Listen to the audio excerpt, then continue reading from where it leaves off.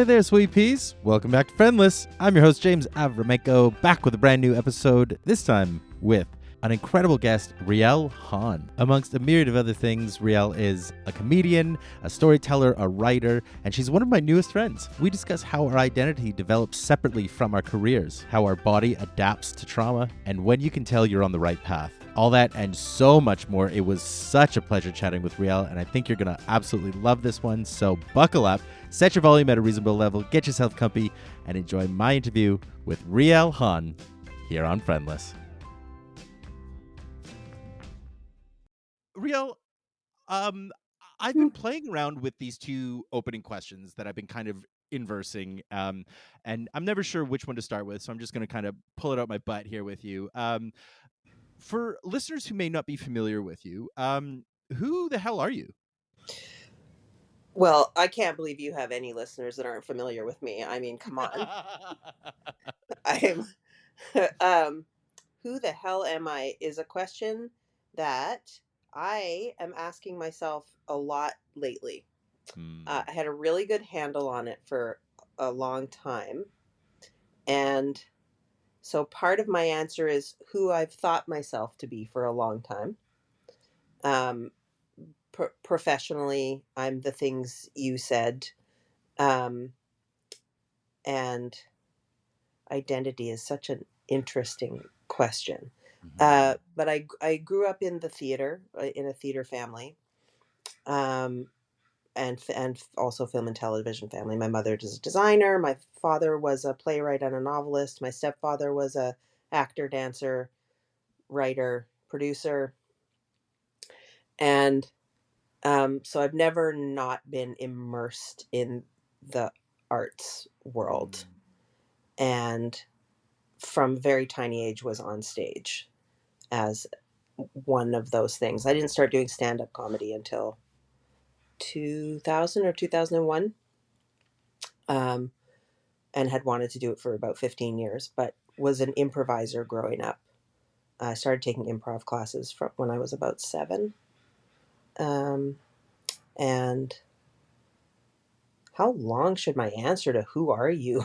As long as you want it to be. This is the glory of podcasting, is that we just hit record and go. And go. I'm literally right here with you. Just I want to hear it all. So buckle up, listeners. I I have a superhero alter ego that I devised at a certain point. Like my superhero self is she's called the human condition. And she looks a little like Wonder Woman. Not totally, but for sure. I'm kind of have a lifelong thing about Wonder Woman. Oh yeah. But on her breastplate, on the human condition's breastplate, it's covered in mirrors, so that when her enemies are confronted with her, they are confronted with their own reflection, and then they might hopefully have some kind of existential breakdown. And her weapon of choice is a t-shirt cannon. Because everybody loves free t-shirts, and if you shoot them into a crowd of criminals, they get all distracted and crazy. So I don't know, I hope that's a little bit illuminating about who I am. Yes. Something that is a really key thing for me in my identity is being Jewish. And I would say has been more front and center lately for plenty of geopolitical reasons. Sure. Haha, let's talk about that. Let's not talk about that. Yeah. I was gonna say, I don't know if I'm the person to unpack these things. No, I don't want to unpack it. Yeah. But it is something that I love about myself. Like, I love being Jewish. I love it. And people that know me really well know that I've got a real thing for flowers and gardens. And that I'd really rather be outside than inside always. Yeah. Like, if I have the gear needed to be comfortable outdoors, I'd rather be outdoors. I'd rather Mm. be sitting in the. I mean, sometimes I get cold and I want to come in, but that to me is a gear problem, Yeah, not a yeah, you know. yeah. I just love being outside. I love being outside, and I love being in motion. Mm. Um, I just love being in motion, and it is a very strange time in my life because I have long COVID and then consequently chronic fatigue syndrome, and Ugh, I've never and some other diagnoses, but whatever. And I've never had to be this still in my yeah, life, and yeah. it's a mind fuck. We can Is swear on your podcast, oh, right? fucking A rights we can. Yeah. Is that is that something that's playing into, you mentioned something earlier, that I wanted to circle back to, and I think this plays into it, is this idea of, you talked about like identity gets linked to these different facets of our life, right? People will ask, what do you do, as if they're asking, who are you, Who right? are you? Yeah. And it's like, well, my job is not who I am, and even what my hobbies are is not who I am.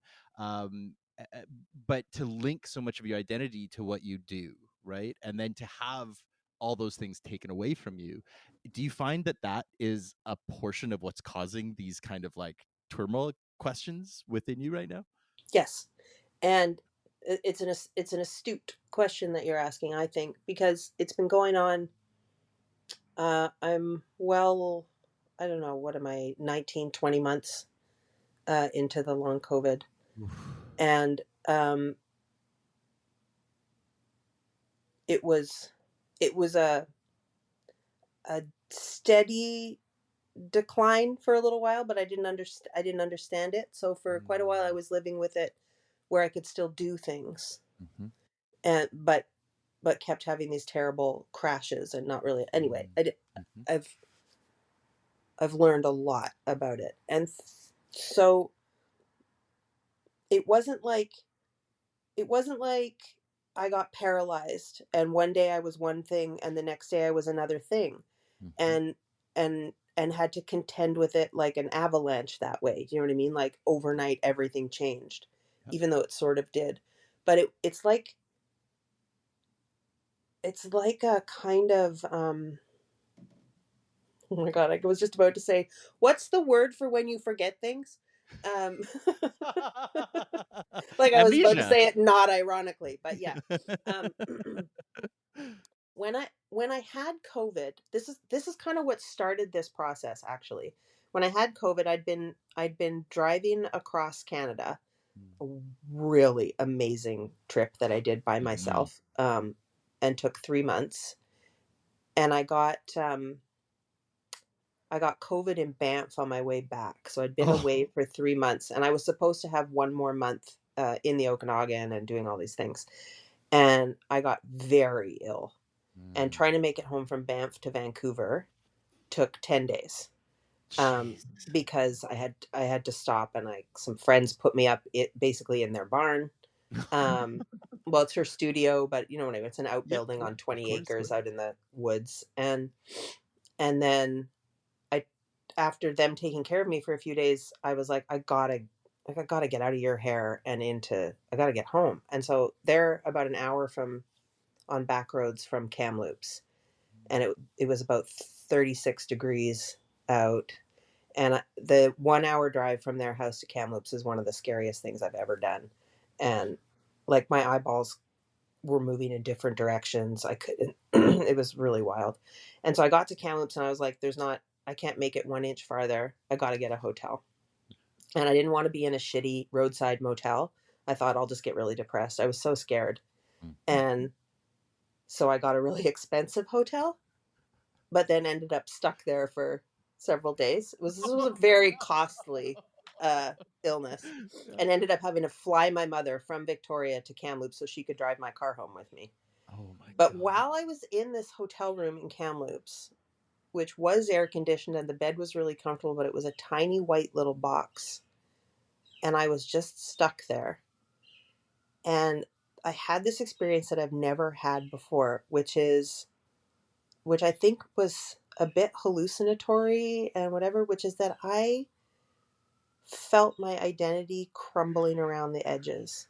I had never experienced that before. And I I stayed in that hotel room in abject terror that I was going to wake up the next day and not know who I was or where I was. I was Mm, so sure that I was going to go completely blank and lose myself entirely. And I had no idea that that could happen. yeah. That that you could be present and aware and know who you are and start to feel it slipping away and watch it slipping away. And so in the 20 months since then, it's kind of been it's kind of been that I lose pieces of myself slowly, but it's at the same time that that's happening because I already felt like I lost myself all at once for a little while. It's also been a regathering of who I am. And it's so fluid right now. And I have these moments where something happens to me and it's like I drop into my body and my old self comes back and for 5 minutes I'm like, "Whoa, whoa, I'm me. I'm Riel. I remember me. I remember her." And then I'm back in this very bizarre universe that I don't know if it's my permanent universe or not my permanent universe or Mm, um and it's the losing things by pieces. Like last year, I could ride a bike, and then I couldn't ride a bike anymore, but I could still ride an e-bike. And mm, then over the winter, I can't. And I could go for hours long walks still. And then I could go for an hour walk still. And I could go for a long walk still in the fall. And now I can't walk a block. And um, so just like all these little elements that I lost slowly. mhm, And then in the last few weeks, some of them have started to regain, which is that I don't think I'm anywhere close to recovery yet, but I think I've stabilized. And I mm. was in decline for 18, 19 months and it Yeah. was terrifying. And so this little glimpses, like I cannot believe the level of gratitude I have for the simplest things. I walked without my rolling walker for a block this week.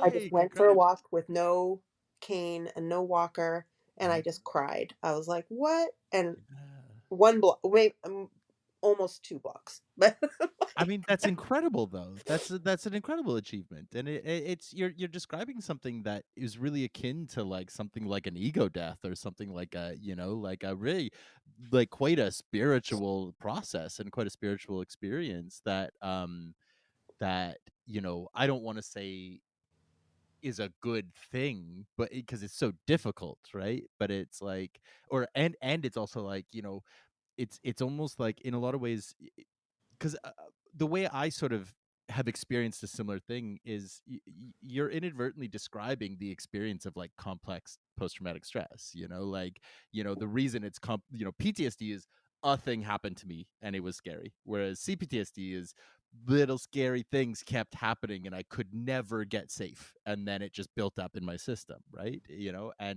And when you get yourself finally free of those cycles, you have a big drop. It doesn't get better right away, right? yeah, You get free and then you realize what you were in and then you drop, yeah. and that's where things like harm reduction come into play, and that's where things like stabilizing, like you say, come into play, um and hearing about where you are right now from where you've come, that's a really exciting place in a lot of from a certain perspective, because it means there's all this space to grow out from there, right? Well, Not to minimize any of the experience by any means, right? Like, because that sounds just harrowing, but so we met in a writing group, mhm, and that's something that I started. So I had COVID in August of 2022, and then I got better from mhm, COVID. And then in November, I had a vaccine booster, and then I got very sick and never got better. Um, but I wasn't doing that well in those 3 months. But I was I was like 80 or 75, 80% of myself. Mm-hmm. Mm-hmm. And in November, uh, I I took up the offer of joining that writing group, Hmm. and on Saturdays, and I started to go every Saturday, and I've been pretty much every Saturday for a year and a half. And oh man, okay, I'm just trying to figure out what order to say all this in, but it's just going to be in a big ball of yarn, and people That, are going to have to start wherever they want. those are my favorite kinds. Yeah. um, so I have known that since I was a tiny child that I'm a writer. My dad taught me how to read when I was 3, and that's what I did. I was a super introverted kid, and I just always had a stack of books and novels. By the time I was 10, I was reading grown-up novels, and like I just knew both my dads were writers. Like I I It had was in such you. a handle on language, Yeah. and I just always wanted to play with words. And while I am an artist, and certainly have the artistic temperament, um, I also spent a long time in my life avoiding my art, Mm-hmm. um, and doing like adjacent things. I went to school for film editing, and I did do improv and stuff. And I love being a performer. I do. I'm a very good performer. It's natural, but it's also creates an incredible level of anxiety that is a little bit untenable, Yeah. especially now. And so I just kept, and I prioritized romantic relationships, work, whatever it was. I was, I think, constantly running from not just my artistic needs inside myself, but so much stuff. Sure. And I've done an enormous amount of personal work even before I got sick in the last 15 years, just trying to deal with my anxiety and what I now think. And I'm undiagnosed with ADHD, but boy, when you look back at my life and how I couldn't stick to things and would just get lost in my own mind and whatever. Mm-hmm. And there's been a real fear of writing over the course of my whole life, for quite a specific reason, which is that I used to get lost as a kid when I was reading Mm. or writing, like just lost. Mm-hmm. And one time I got so lost that I didn't hear a fire alarm go off, and the whole school emptied out, and I was just in the corner reading, and I didn't know. And firemen came in. I was 5, and firemen came in and found me and like had to carry me. Or I think I left the classroom and it was empty, and I went in, Yeah. the halls were empty, like everything was empty, Yeah. and these You were big like, best firemen. day ever. No, I was terrified, Oh and no. it wasn't Oh no. okay. I wasn't going to tell the whole story, but it wasn't my school. My dad Mm. was teaching a writing workshop at a school, and he'd taken me with him for the day. And I was Oh. 5, and he'd put me in the kindergarten class in the little library area they had. Yeah. Um, and I guess because I wasn't in that class, they didn't think to look for me when the fire alarm went off, and Oh. I was lost reading. I just didn't even know it was happening. And Yeah. when I kind of came to, I came out and the classroom was empty, and then the hallway was empty, and I was so scared. And then these big firemen, full fireman regalia, came and they scooped me up, and then we went outside, and my dad was running from class to class, freaking out, Oh and they yeah. put me in his arms. Anyway, I think this planted a seed. I've thought about this for many years, but I think it planted a seed of how dangerous it is for me to go into a world. Mm. And I'm whatever all the reasons are that have avoided getting still with myself. And my Mhm. body has tried to get me to be still for years. Hmm. And I feel like, I mean, there's so many factors to this. I Of do course. have complex PTSD. I have never felt safe. I probably had ADHD. think the chronic fatigue has been going on for a long time. I had a nervous breakdown in 2006. Yeah. Like things have been happening in this very delicate vessel. Yeah. This great, big, giant boned, fleshy, curvaceous, huge, delicate vessel. It's like I shouldn't be allowed to be this big and this fragile at the same time. You Should hold not. multitudes, you know? Yeah. You just hold multitudes. That's the beautiful part of life, right? and and the writing the writing has saved my life this year. Yeah. And for the most of the time that I was going to this writing group, I've been writing like personal essays. Mhm. Just trying to get out so much stuff from so long. And a couple of months ago, a switch flipped in me, and I was like, "Oh, apparently I need to write some fiction now." And I've started Mhm. writing this novel. Mhm. And when I started doing that, something inside my body just went, "Ah." Mm. Like I've been having these complicated dreams my whole life. I have extremely vivid dreams. I create entire universes in my brain. You can't believe how detailed these worlds are. Every flower, every leaf, Yeah. and they're just so complicated and full, and I tell whole stories, and sometimes I write whole musicals in my dreams. Yeah. And so I've known I'm supposed to write a novel. Mhm. And I think I thought I couldn't. And then in 2021, my dad was very ill for many years and with cancer, and he took medical assistance in dying in Mm. 2021. And about a month to a month and a half before he died, he his first published novel arrived, and we got to open the box, and I thought, holy shit! Like my dad's been a successful playwright his whole life, but this guy's 81 and he published his first novel. Like, Gorgeous. okay, it's not it's not too late for me Yeah. to be No the such thing thing. that, and the joy of writing this novel. Sorry, I'm gonna cry It's okay. It's because okay. You're safe to. It's okay. I know. I mean, everything makes me cry. Let's not. I'm not shy of crying, and I used to say like, if you've never seen me cry, you don't work with me. Uh, I really, really cry in public and at work all the time. Mm. Uh, I'm okay with it because I had that record "Free to Be You and Me" as a kid. I don't know if Mm. you had that record or I remember it. I think it rings far It off was a now. real child of the '70s thing, Mm. but there's a song on there by Rosie Greer, who was a quarterback or fullback. I can't remember what his football position was, but this song was it's all right to cry. It's Aw. all right to cry. Crying gets the sad out of you.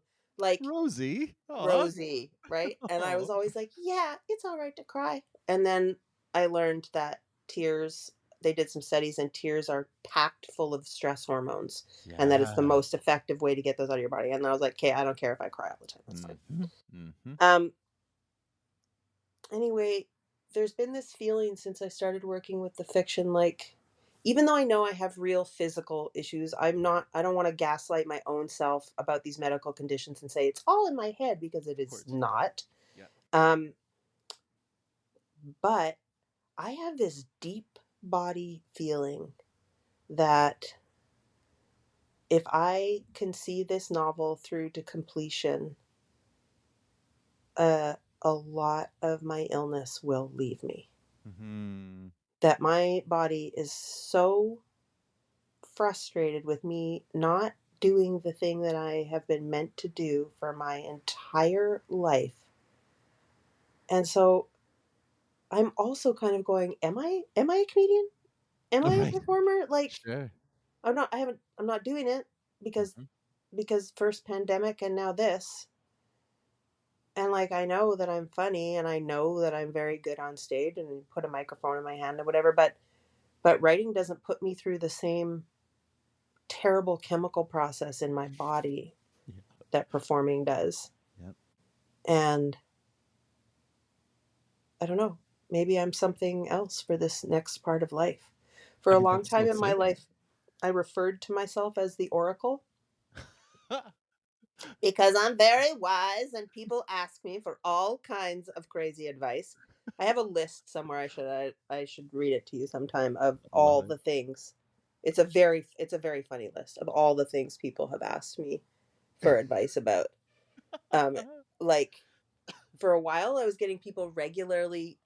And not like they knew each other, or it's not like I had an advice column, but people were like, I was getting requests for advice around, um I'm thinking of having a threesome.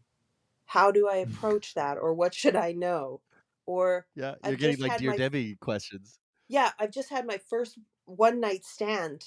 What how should I communicate with this person? Or I'm thinking about having an extramarital affair. What should I do? A- And then somebody would ask me like, "Hey, I'm thinking about volunteering for the Fringe Festival, but I have some limitations. How should I handle that?" And I was like, "What But also I would get phone calls from, like, a friend in Toronto going, "Hey, I'm driving around downtown Toronto looking for a place that has storage lockers. Yeah. Well, how do I?" And then I'd be like, "Sure, I'll find you a place from here." And I'm Yeah. like, You contain multitudes, yet again, right? You have a lot of um, experience. I don't anyway, so I just kinda feel like there's some other things to this.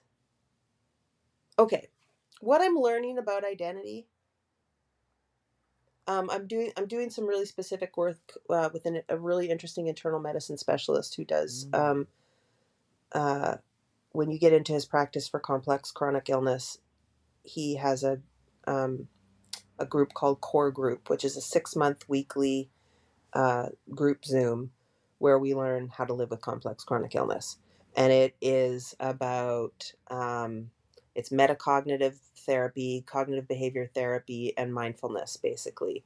So Mm. it is identifying your triggers, your hot thoughts, your thought patterns, your all those things. It's also learning about how to prioritize joy, how to draw healthy boundaries in your relationships, like just this like basically how to be a human. And Yeah. I think every person on the planet should go through this course. It was amazing. And the there's this kind of central gift in it for me, which is I'm inherently lovable because I'm a human on the planet. Bingo. And this is the first time I've understood that in my whole life.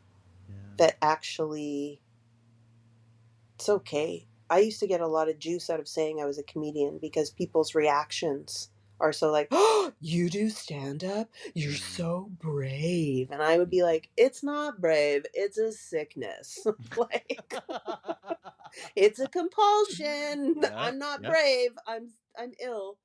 Um and this learning that I don't have to be anything Mhm.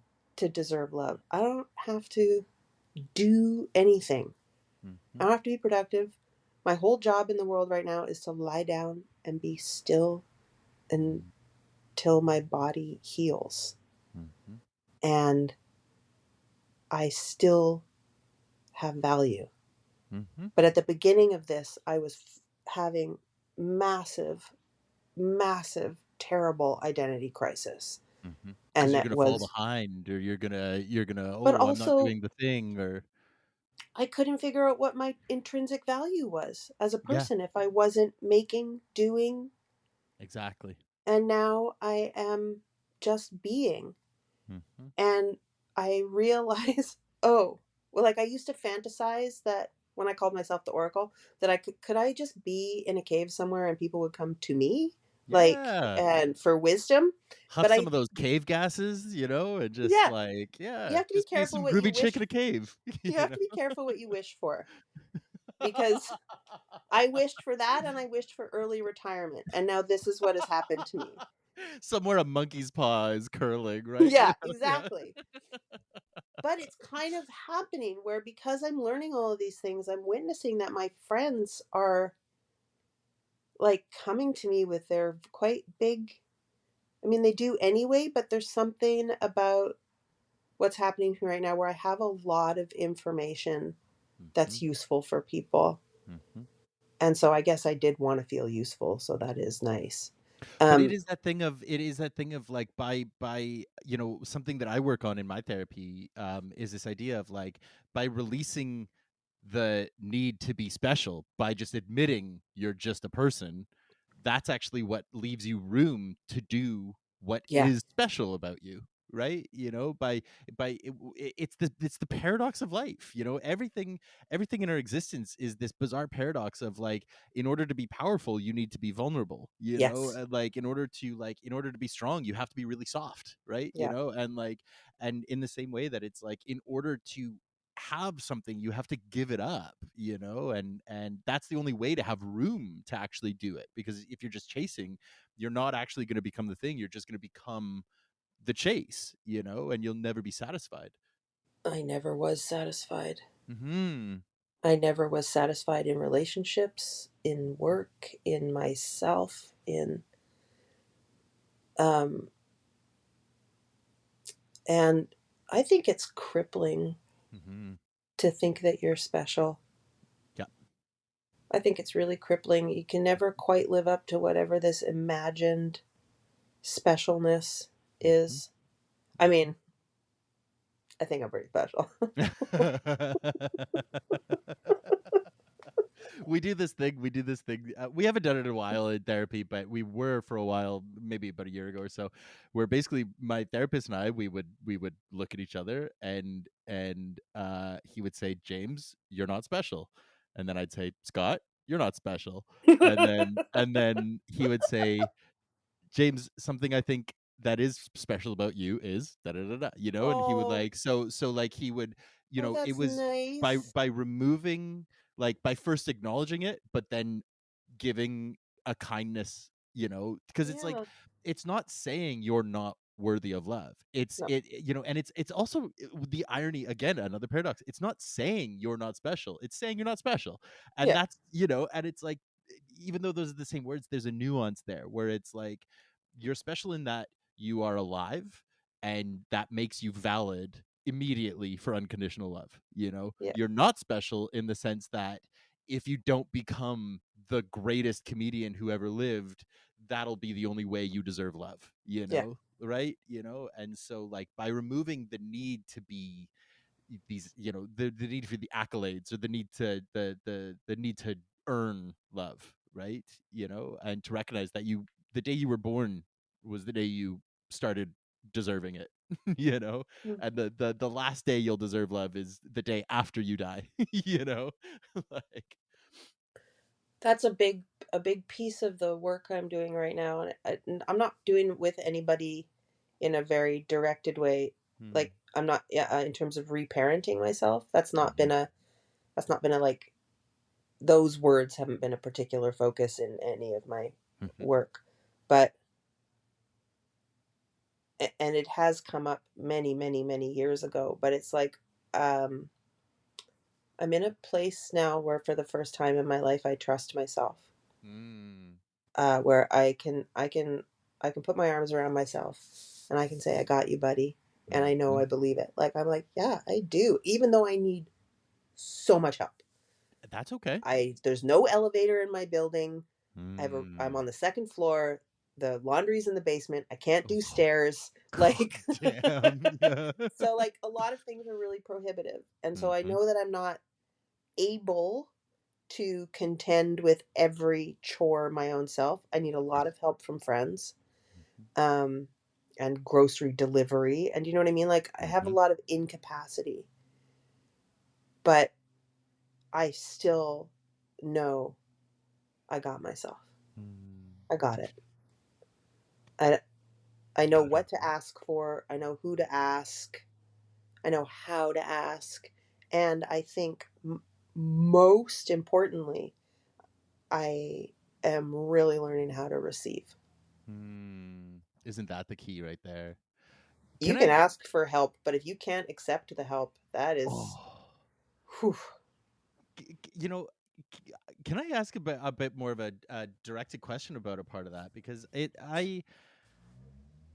I'm building trust in myself. That's the stage I'm in right now. You know, Yeah. what I've been coming out of, not just the last couple, like the last like decade, realistically speaking. You know, and I'm finally in the last like 8 months or so.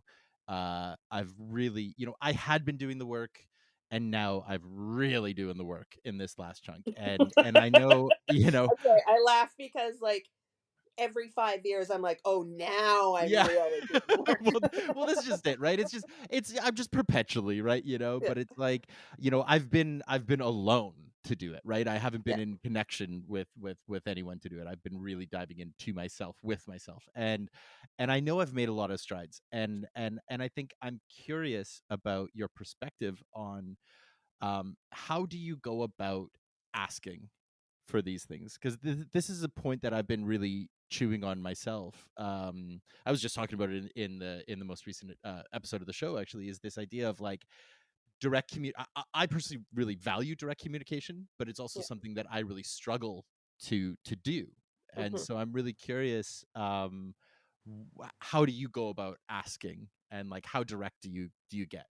Well, I'm extremely direct. Mm. Um, I send a text message that says, "Hi, I have an appointment with the hand specialist on Friday. I need to be picked up at this location at this time and then dropped off at the hand specialist and then picked back up there. Can you do either the pickup or the drop off? Because and I'm asking a few people." Hmm. So like I'll just send really clear, like it's at this time on this day or whatever, Hmm. for things like that when I know in advance that something is coming. Um, I mean, a key piece of it is identifying what you need help Hmm. with. Hmm. That's that's that's quite difficult. And you That's know just that it, isn't it? humans, right? Humans have a tendency to, when somebody is struggling or in grief or clearly needs some kind of help, But they don't and know what, but they don't know what. Yeah. But people also have, so people who want to be helpful, which is most people, Yeah. but most people don't know specifically how, and it becomes scary. Will I make you worse? Will I make you upset? Yeah. And so mostly what people offer initially is, hey, if you ever need anything, Yeah.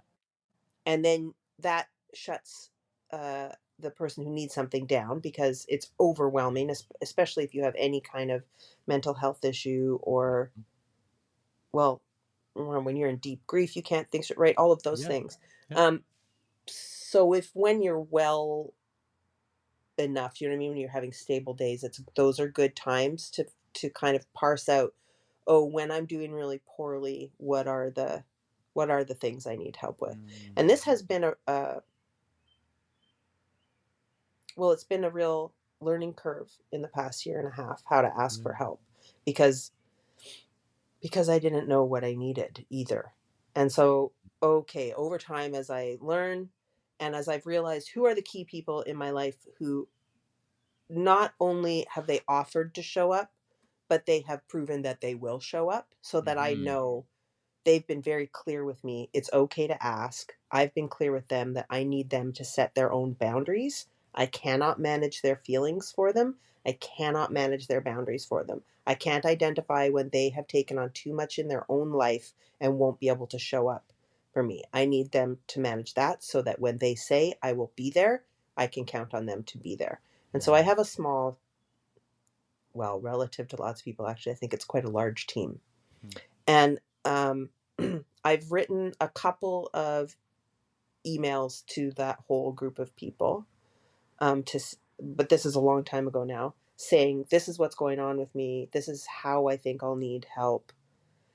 And now I have a second email ready to go out for them, which is like a year later. And we have set up a meal train for me, which I'm kind of trying to organize it in a more central location where I'll be able, all the people who said they are 100% willing to do things, go on the meal train, and I can say, on Thursday, I need help with laundry. Yeah. I'm in a crash. Can anyone bring me food today? It's an emergency, whatever. Mm. Yeah. But I also, yeah, so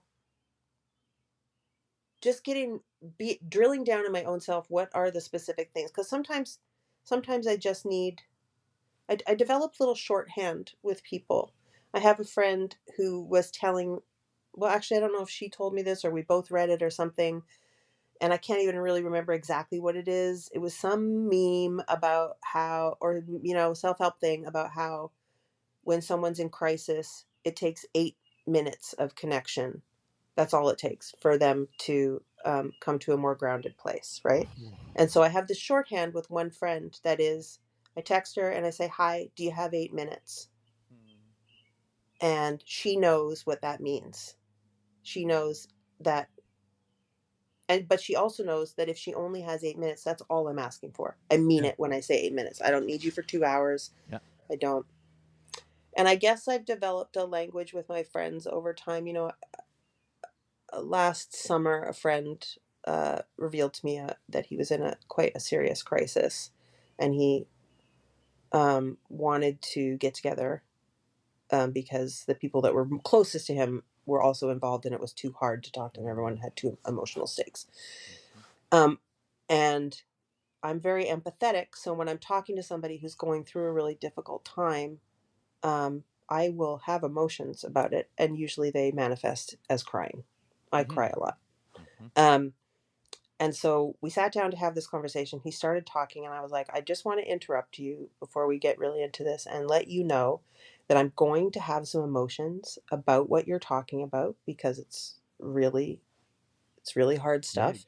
Yeah. And that's okay with me. And you don't have to manage my feelings. I have got a handle on that. It's just the way things process through my body. You don't have to deal with it or take it on in any way. And I watched his whole body just like, oh, totally Yeah. relax. And he was like, thank you for saying that. That makes me feel really at ease to talk about this really hard thing. Because like when someone I know if I was with someone who communicated that, that would make me feel safe on a few different levels. Not only is it like releasing me from that pressure, but it also is like when I see someone emoting genuinely, that creates a safety in me because it's like, oh, this person feels safe with me, so that Hmm. means I can be safe with them, right? So that by saying, by showing and saying, that's a real nice tier of communication, right?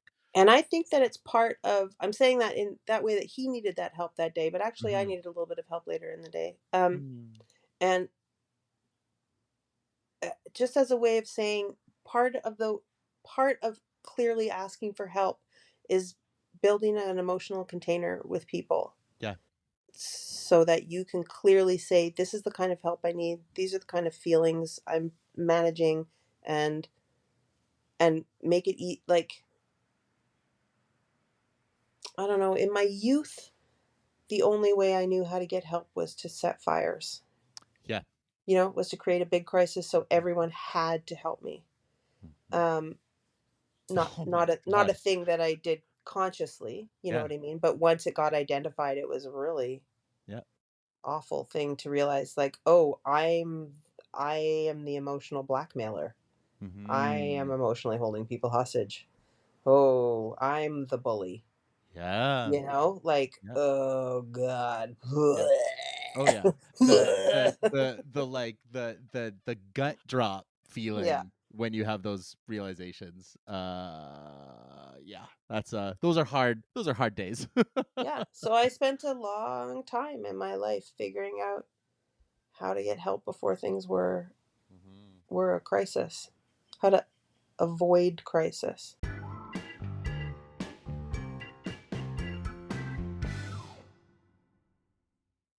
You know, when I met Megan, who introduced me to the writing circle, I only met her like a month and a half ago, right? Oh. It was at Teen Next, where we Oh, both did a Teen Next reading, my and Bino. yes, and so she did her thing, and we said hi, like Sarah introduced us, and we said hi, and then we connected on Instagram, and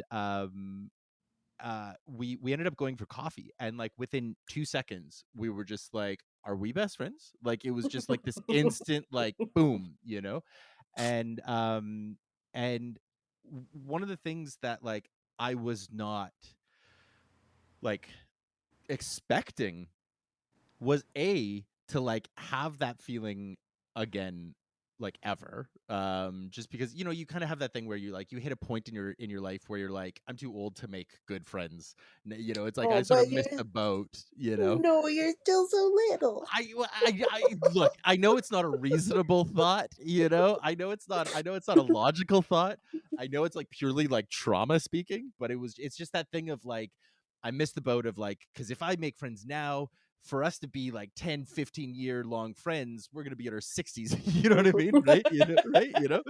And so it's like we'll miss out I on all think the good, these are right? the calculations I did around having children. Right? Yes. Yeah. Oh God, if I Exactly. have children now, I'm going to be in my 60s when they're teenagers. Like, oh, forget it. Exactly, right? So it's like, oh my god, I don't want to be a fucking senior dad. I don't want to be tired when my kids are, right? But what's been so magic about making friends with Megan, and then in turn meeting you, and in turn meeting this group, has been like, oh, like again, it feels like it comes back to that paradox feeling of like, as soon as you stop looking for it, life suddenly goes like, here you go. Now that it's almost like you have to play reverse psychology with life, where you have to be like, well, I don't want that, and then life's like, oh, okay, here, now you can hear Almost, it, right? but I would describe it more as being in flow. Mm, And that mm, what I notice is that if I dwell too uh, too much or any in the past or the future, mhm. then I'm out of flow, and Yes. I will just fall, trip, smash into things. Yeah. I can't get what I want. Nothing fits together. And when I just breathe into all there is right now, there is Mhm. only the present moment. That is what we have. And then, oh, it just Mhm. sails. Things just come. Yeah. Well, And they because don't then come without you. It's not like, oh, I put my feet up and then gold nuggets just come out my exactly. butt. You still have to Like, go do stuff, you have to right? do But it's stuff. like, Yeah, you but can't be that's the thing. passive. And that's the thing, showing up at the writer's circle, I had that exact same feeling where, you said hi, and I think you said something right out the hop where I was like, oh yeah, this is my people. You know what It I was mean? Like it probably was something right. about crying or being anxious. Almost certainly, like anybody who will open with a line about that is just like, yeah, your ace is in my books, but I am really grateful for that, and I am really grateful for this connection. It is I these days, especially lately, I've really struggled with like remembering that I do have friends, that I am Mm, not alone, that even if it's new connections, even if it's connections that haven't really been, tended to a lot recently, there are people out there who care. yeah. I'm not in my solitude, because for so long my life has been built on the validation of being in a romantic connection. And as long as I Oh have a my God. partner, then I Yeah. am valid. And now that I've been 8 months single, it's like, uh, you know, first beginning with tolerating the solitude, but then in turn going into like celebrating the solitude and really Mm. rejoicing within it. And although I am now at the point where I'm like, okay, I could probably stand to have someone touch me, Well, it's nice to make out. yeah, Like, right, for Christ's exactly. sakes. Making out's the best thing in the world, It's like the like, best. Um, uh, but we have a terrible problem with relationship hierarchy in our yes. culture. It's it's distressing, and it's for many years now something I've been thinking about so much because yeah, like when I was a little kid, I started making a little wish on a star. Starlight, Starbright, Yep. blah blah blah. I wish I had a boyfriend. Right, Um, exactly. Yeah, and I same. just always wished I had a boyfriend. And then every time I got a boyfriend, I was like, I'm so uncomfortable. I gotta Mhm. get out of this. Yep. Or it's not what I thought, or I want it to be different, or why isn't it making me feel loved? Why don't I feel whole? Why is Yeah. everything not falling into place? How, what it, It's because you're People wanting are them to telling give me you to the get what you things. need. You need to ask for what you need, but I don't even know Mhm, what I need. Like, what does that mhm, even mean? And then, mhm. and that I realized another frustration in my life was with wanting to have friendships and relationships that I could count on, Yes. which again, because I have terrible abandonment issues, but um, I wanted to have those kind of connections that I knew I could trust. And then you would think that you had those friendships, and then people would get in a couple, and then you didn't have that friendship Oof. anymore Yep. until they had children and they needed a babysitter, you know, like, Yeah. or someone to do the flowers at their wedding or whatever. Yep. Yep. And not that I'm not friends with Of couples course. and whatever, but, and and then as you get older and older, and now I'm a middle-aged single childless woman, the least loved of all human categories. The lesser loved. Like, oh, a woman who didn't have children. Yeah. Yeah. Like, either you're a witch and a heretic, Yep. or you're that's the saddest thing we've ever heard, because Mhm, you can't be a complete woman without having had children. mhm. Either way, burn her, you know? Either way, burn Yeah, her. yeah. Um, but I've created these extraordinary friendships. Mhm. And at a certain point, with my women friends, quite specifically with my women friends, it became a conversation about me going, I am investing now in this relationship in the way that I would in a romantic relationship. I'm Mhm. committing to this friendship. Yeah. And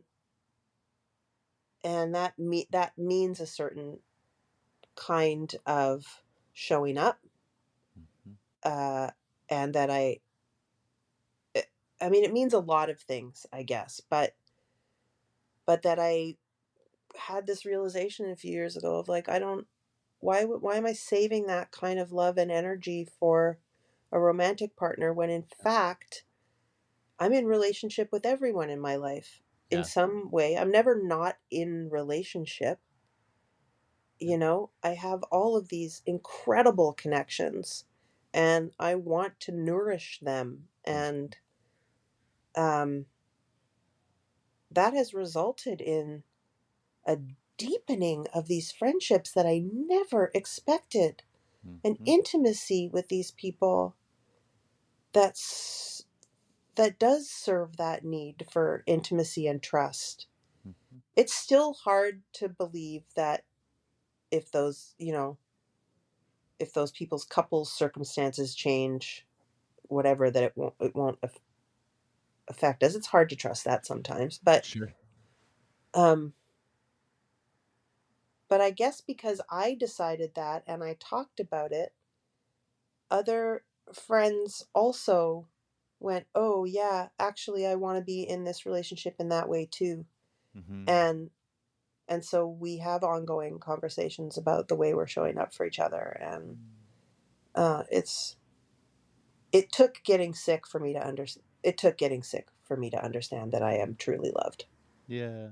It The it next tier is that we have to figure out how to get everyone on board with platonic makeouts, you know? Like, it's that's the not next one. for everyone. That's the You know what I problem, right? mean? You know? Yeah. No, but I mean, like, it's fair. It's fair if you're the kind of person that can't emotionally handle casual makeup.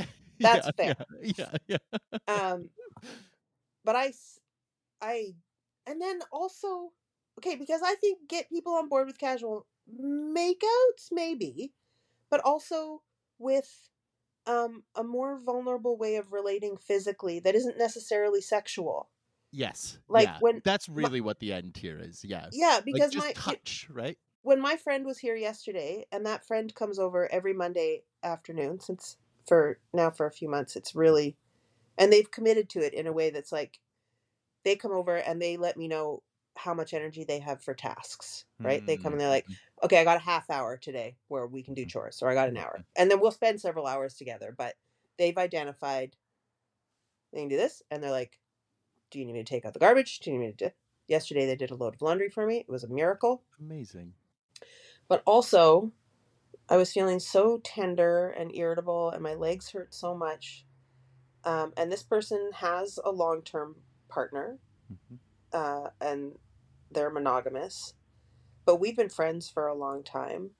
And um, they, I was crying and not really knowing what was happening with me while I was on the couch, and I was like, so sore. And then, as I told you earlier, I woke up today and had the first period I've had in 4 months, and I was like, oh, okay, I see what's happening. Um, Stupid. 52 years old, can't read the signs.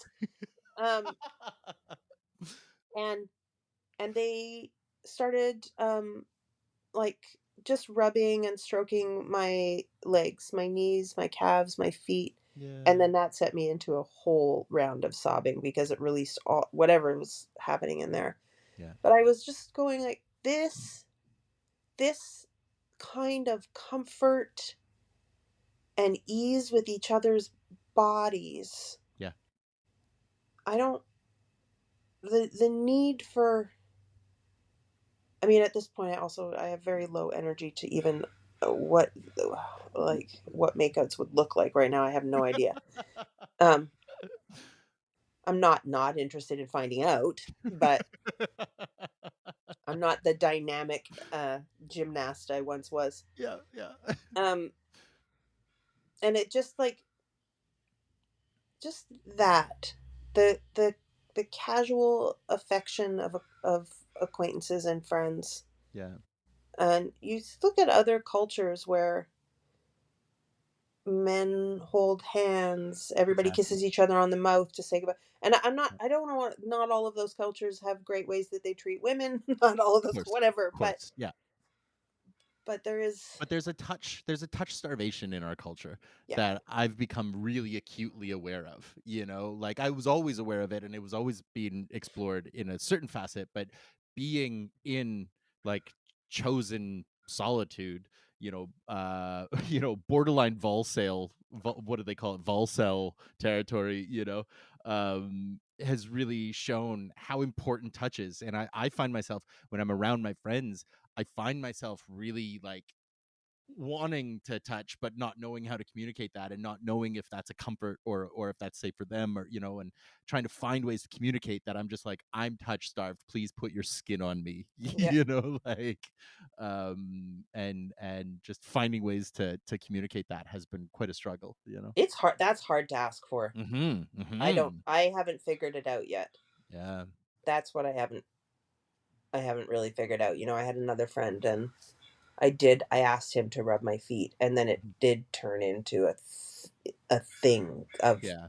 like, okay, then like he took it to a place in his mind of, oh, so this is and I was like, No, we're Yeah. friends, we've been friends for 20 years, like, could you just rub my feet? Yeah. It's it's not, I don't want to date you. Yeah. Yeah. Yeah. Just touch my feet, it's different. Different.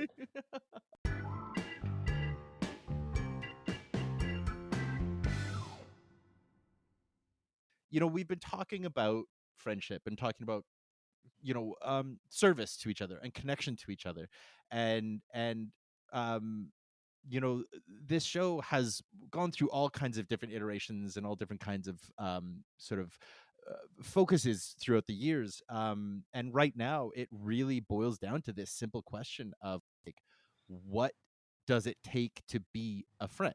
Like, what is a friend? Mm. And I'm curious, in your experience and from your perspective, what would you call a friend?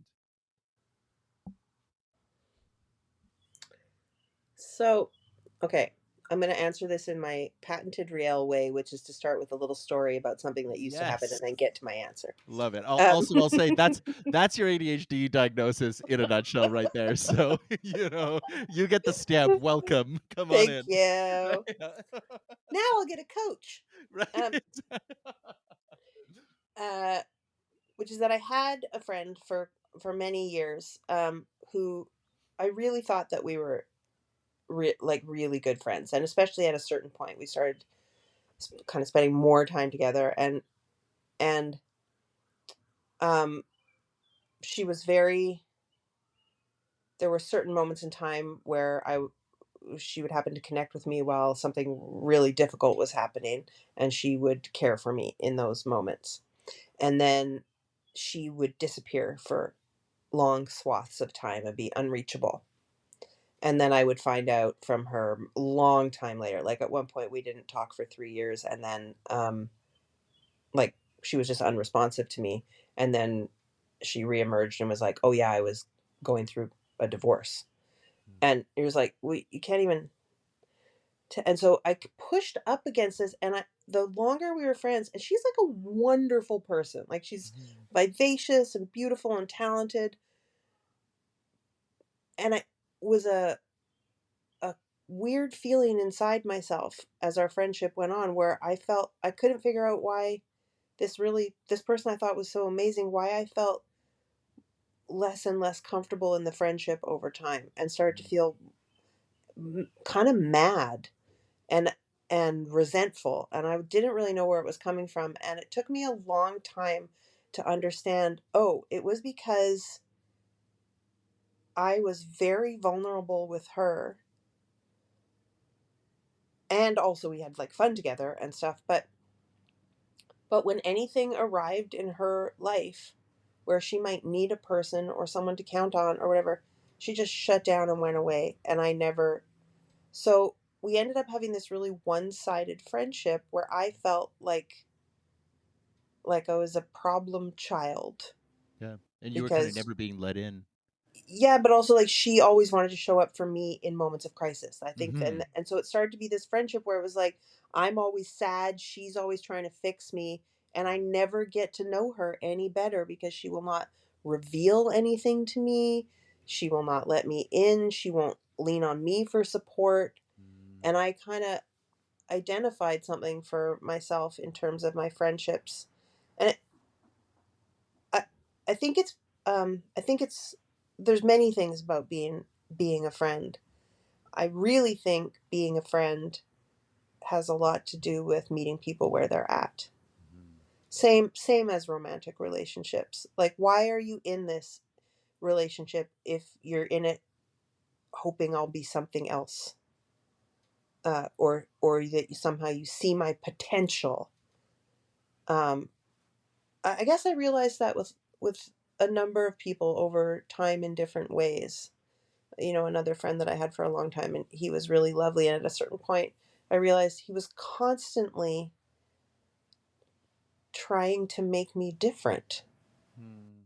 And I was just like, could you love me the way I am? And Hmm. then if I decide that I want to change something about myself, be supportive of that change instead of telling me the ways you think I need to be in the world. Hmm. And so I think being able to meet and see people right where they're at is a real act of kindness. And um,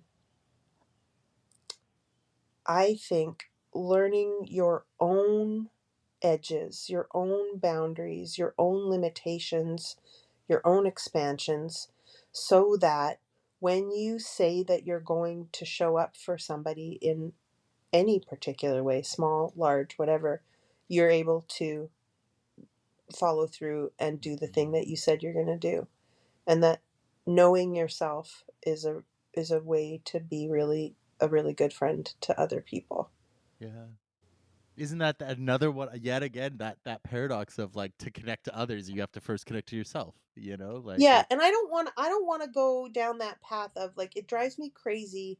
I got real stuck for a long time in the, oh, you have to love yourself before you can be loved by other people, Oh right? yeah, Like no, that yeah, is I yeah. think that's such a dangerous place, and that Yeah. leads to that thing where you think, "Oh, I don't deserve love unless I'm perfect." Yes. I always push back on that, if you can't love yourself, how are you gonna love anybody else? Like I don't buy into that at all. I always push back on that. But I think what it is that it's like I think it deepens your connection, Absolutely. right? Like it's like you can be, and in fact you should be connected right at the gate. I think it deepens connections. The deeper you understand yourself, the more capacity you have to understand others, and so I think And it's about exploration.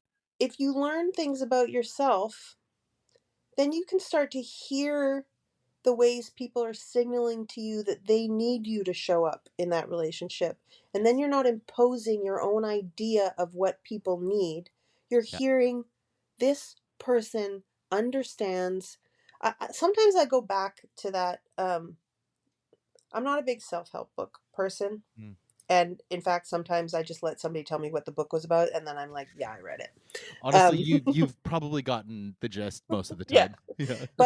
but there was that book that came out about the love languages, Hmm. Hmm. right? And Which can be summed up in a PDF, but it's yeah. exactly, Yeah. or in a haiku, really. Yeah. Um, but a PDF of a haiku. Yeah. Yeah. Uh, that was when that first started to make sense to me. Of oh, if a person understands love, they feel loved when you give them your time. Why would you always bring them gifts? Exactly.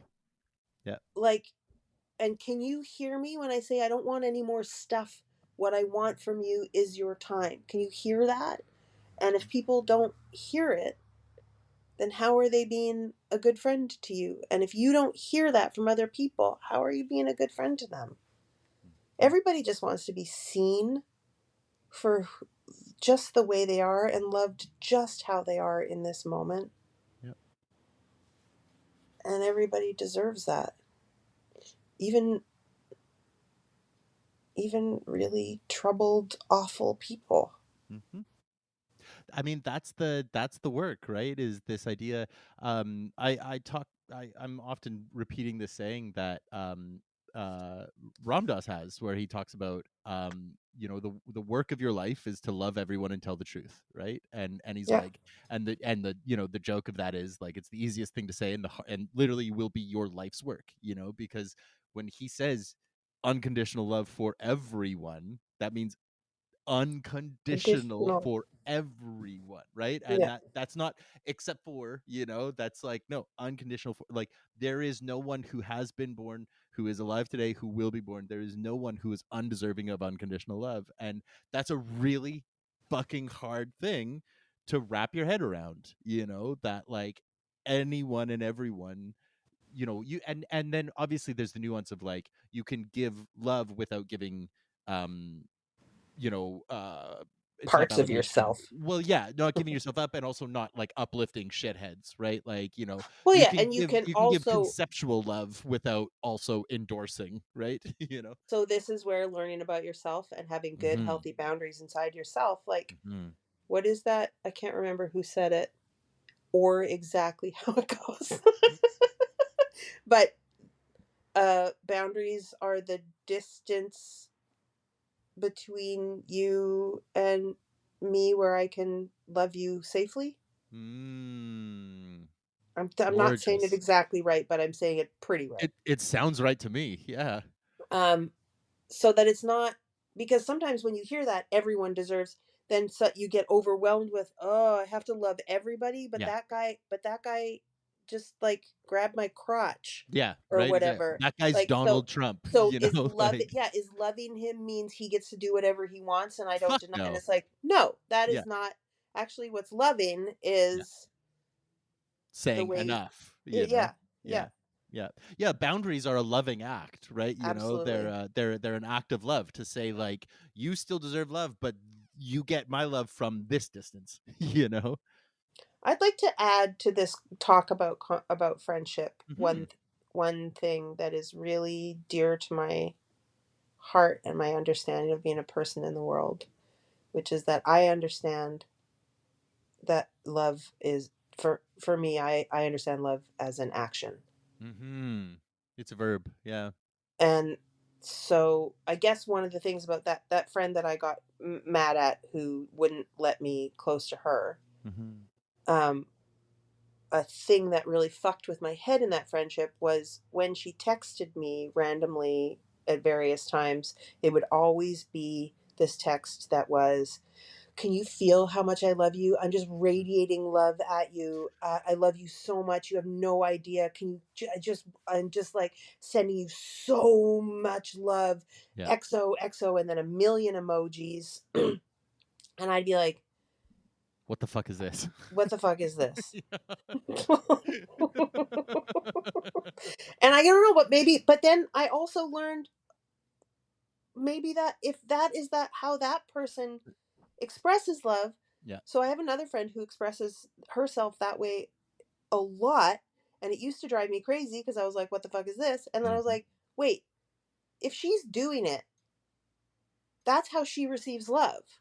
Yes. Okay, so when I want her to feel loved, send her a text full of heart emojis. Like, Exactly. even if I think that is dumb, It's just not your love language, just right? not my love It's just language. learning a new language, right? Yeah, And that in itself is an act of love to be like, oh, like you say, right? To be like, oh, okay, this is how you see love. So this is, if I want to give you that kind of love that you'll receive, this is how, right? yeah. And then it's up to you to decide if you want to give that or not, right? And that's the other thing is that it's a two-way street, and so like, you don't have to, um, you don't have to act love for everyone, right? Yeah. Like you don't have, so um yeah, there's so many nuances to it, and there's so much more complicated shit that comes into play. Um Nobody should have to have jobs. We should all just be able to consider love and friendship. like I just want to eat berries and lay around in the sun. Like god Okay, damn it, do you know what my whole thing has always been around jobs and whatever is that I just wanna I think we should just all be walking around, yes, holding hands, eating berries, and fishing. like literally I just like whatever I just like that like berries is such a right? Oh yeah. I mean, because that's like the ultimate like relaxation food to me is that it's oh like come on. I'm being decadent and like One time me and my friend Sarah May went swimming at Kitts Beach in the mm, summer, and then I think we had bikes with us. I can't remember. And it was kind of like a warm summer rainy day, and we walked all the way home from Kitts to Main Street along the seawall. We didn't get out of our bathing suits. We were like 5 year olds, yep. and it was blackberry season. Oh, And we walked angelic. all the way back. It took us so long in the Hmm. rain. We would just stop at every blackberry bush and just eat all the Hmm. blackberries and then keep walking. And there's all these people on the seawall looking at us because we're in Yeah. bathing suits or And it's whatever. like, And oh, we're I'm like, sorry, I'm in paradise. yeah, we're having the best day of our lives right now. Yeah. And then we accidentally walked into um, we didn't realize we went up Quebec and then we went to cross over to Main Street on like 5th or 3rd or something and the mural festival was on. So we Oh like shit. turned the corner and there was just like DJ Yeah. booths and like craft tables and all these things Yes. and we were just like berry stained in our bathing suits, our pubic hair kind of sticking out from under the bathing Yeah. suits, you You know. fit right in, Yeah. We are like, "Oh, hi. Hello. Didn't know." I love it. I honestly though, like I was made for just the berry life. Like I Berry shouldn't, life. I shouldn't have a job. I should eat berries and hold hands. Yeah, Like me that too. should be my life.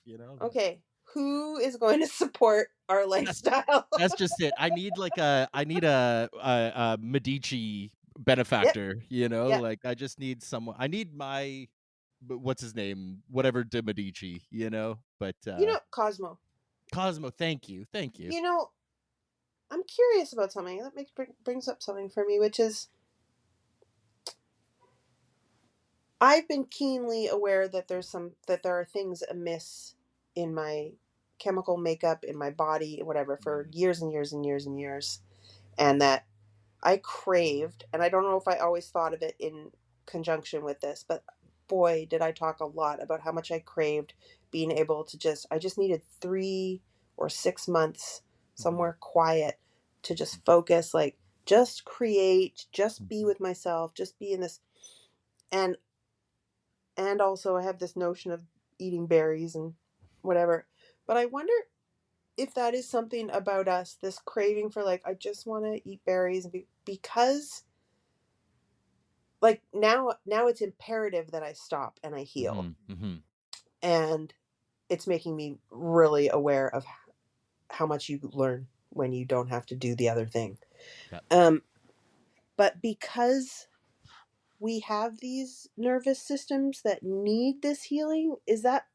Are we then thinking of this life because it's something our bodies actually really need? We need this time to stop, lay down, and heal. I think so.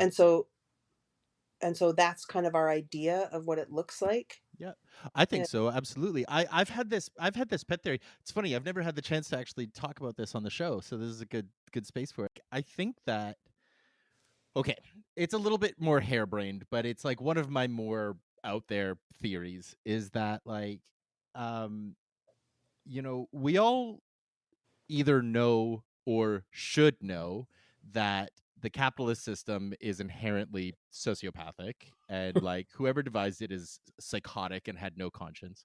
And when you look at what is called neurotypical, a neurotypical brain can thrive within a capitalist system, and that is frightening to me Yeah. because as a neurodivergent person, which I find those titles insulting at the simplest levels, because it's like I'm divergent because I think it's bullshit that we pay taxes for fucking wars so that Yeah. people, like it's like whatever.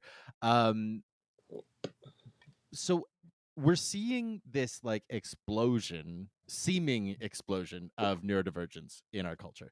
We're discussing it more.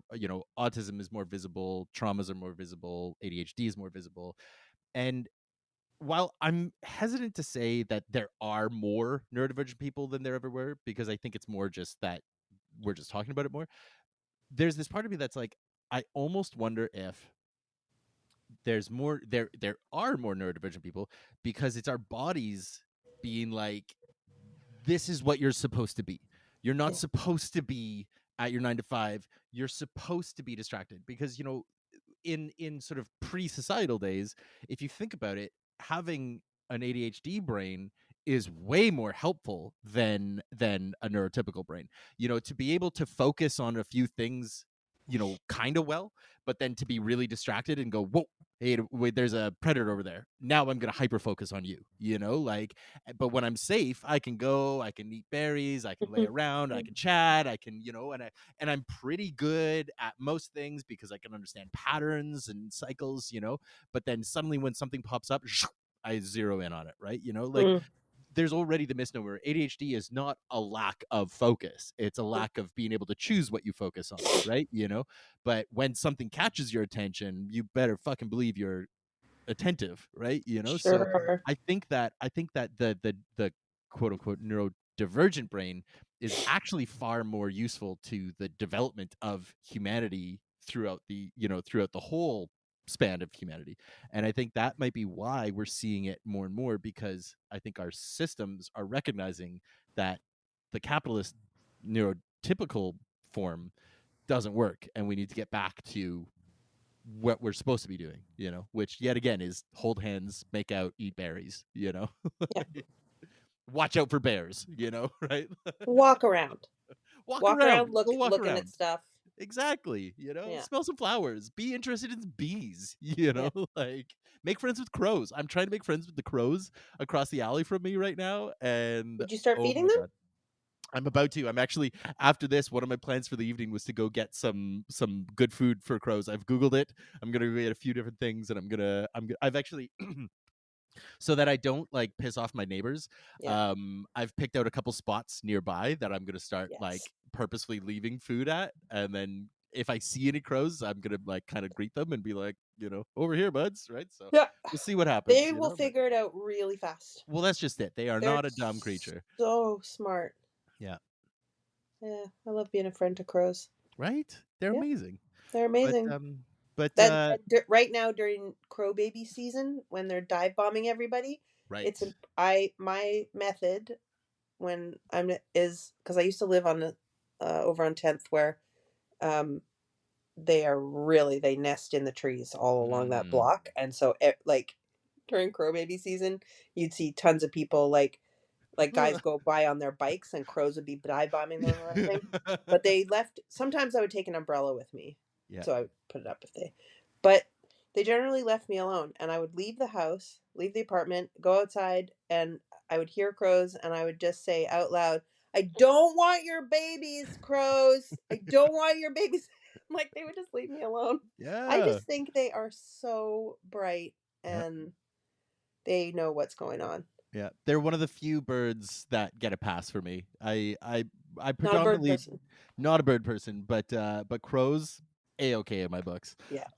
I will say on the flip side though, I have been thinking about joining a birding club, so I could be just talking right out of my ass and You maybe maybe you just don't know yet. that's I just it. love birds. That's just it. I I love wanna birds. try it just to find out, Yeah. like, 'cause it actually sounds really fun to go Oh birding. man, you're gonna be Um, eyeballs deep. You'll be just like, yeah. "Oh, is that a finch?" That's the thing is that like, it feels right up my alley and that it's like you're outside, you're, like, fixating on something, and you also get to learn all these ridiculous, weird little details Yeah. about, like, the blue-footed booby, you know? Like, it sounds fabulous, right? So So earlier when I said that I play word games, but I play one video game, but really it's a mm, card game. mhm. I play a digital version of a board game called Wingspan, Oh, I which f my friend Alex lovingly refers to as bird game. I feel like I know this game. Yeah, well, I would like to introduce you to Wingspan. Okay. It's a really soothing game where you collect birds and yeah, you have to pay for them with eggs and whatever. Anyway, This sounds right it's up a my alley. strategy game. Um, but it involves birds, and one of the great things is the bird cards have beautiful drawings of the birds on them, Mm, and then they have little bird facts about the like they have all I these things. love It's facts. very robust. And in the digital version, you also get their calls. So you can then if they live by you, you can hear them. Hmm. Oh, that sounds And I amazing. recently got an app that identifies birds by their song.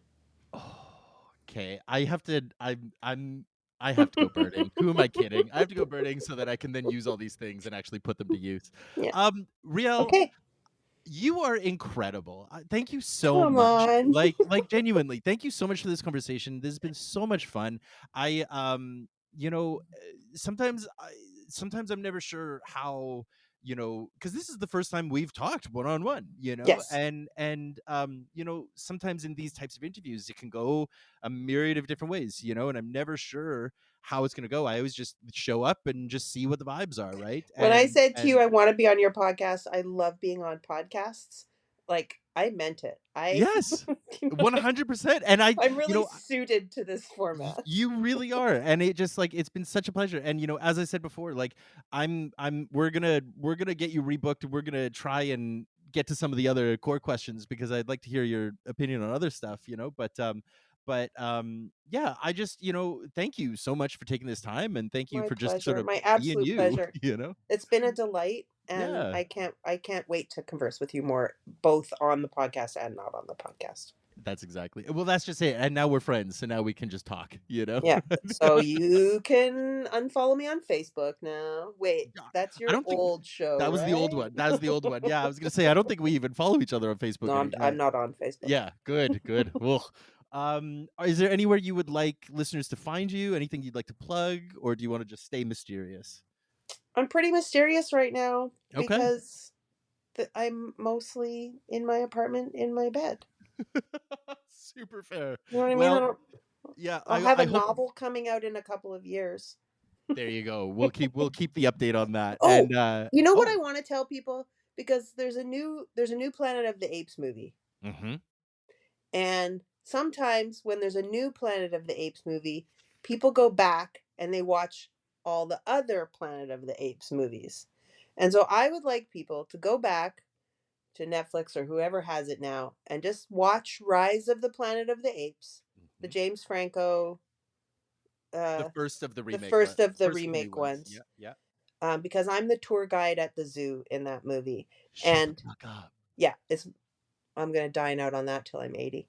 Um, that was a great day. What a great day on set that was. Yes. But I reason I want people to go back and do that is because I get nice little royalty checks. And the more people that watch the streaming, the bigger my royalty checks are. Fuck And I'm yes. on disability now, and so that Yes. would be a really they could do that. Well, I know what I'm going to do this evening. I'm throwing that on. Also because I've wanted to rewatch those movies, so that's a great excuse. I have the only joke in the whole movie, and I'm blonde at the time. You know, also, is there somewhere that people? Well, I guess people could follow me. I have a private account on Instagram, but I don't really post on there. Okay. But during the pandemic, some friend colleagues, and I collaborated because we were all at home. We did it over Zoom, and we did this really cool process of making an album together. Oh, Um, uh, and maybe on the next episode, I'll tell you what the process was because it's a little bit of an explanation. But it's a absolutely. 1 hour listening thing, 20 original songs that we wrote during the pandemic and lockdown. And we're all theater makers and musicians, and it is fucking cool. It's one of the things I'm most proud of doing, That honestly. sounds absolutely incredible. What's the title? I'll put it in the show notes for people to find. Yeah, you can find it on the only place you can find it is on Bandcamp, Okay. and we're called Exquisite Corpses. Exquisite Corpses. I And will what also I'll send you the link is in my bio in my Instagram. okay.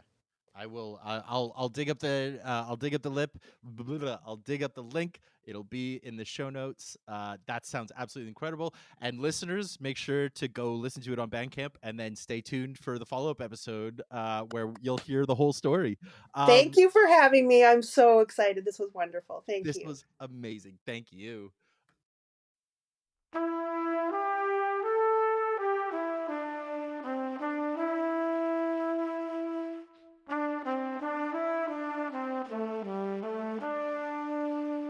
And that's it.